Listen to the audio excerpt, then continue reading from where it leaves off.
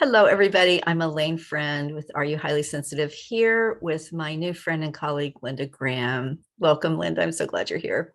Thank you, Elaine. It's actually been wonderful working with you. I am so glad we're doing this. I can't wait. So we're getting ready for our workshop together. And I just wanted to say a little bit about how I first met Linda, although she doesn't really know it, by attending a day long that you were teaching, or maybe it was a weekend, I can't remember, on resilience at Spirit Rock.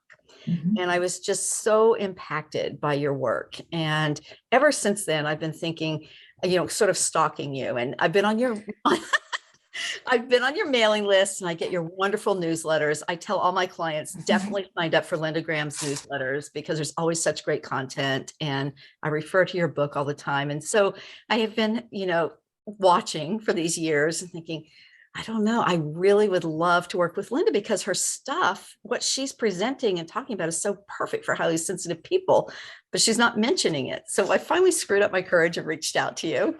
And just in the nick of time, I'm so glad I did.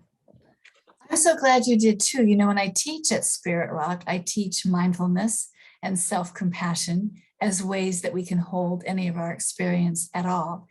And both of those are so relevant for HSPs to be aware of and discerning about our experience and to have compassion, to normalize and have compassion for our experience. So it's a fairly natural fit. And then as you and I explored working together and I'm learning more about HSP and wondering, I wonder if that client or they are now coming to me saying, saw the blurb for the workshop. Do you think I'm an HSP?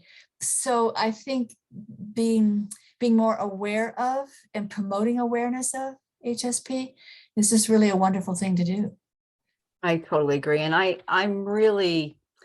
it's just so important because when we know that we're highly sensitive, then we can use these practices that you teach and I teach to live a life that supports, because it's really just an asset. It's a gift to have this brain.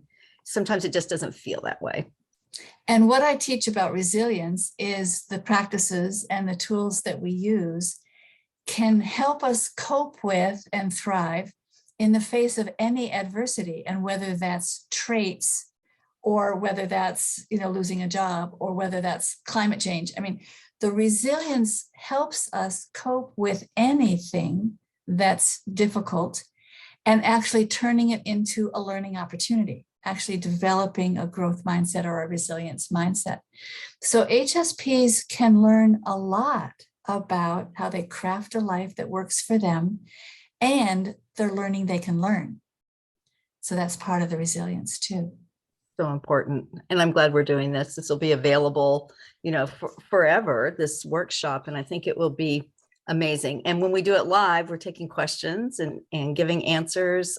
So I'm really excited that we're doing this. So it's resilience and well-being for highly sensitive people. So we hope folks will join us, look us up, and listen, this is just a taste of Linda's tools. Definitely look into her online.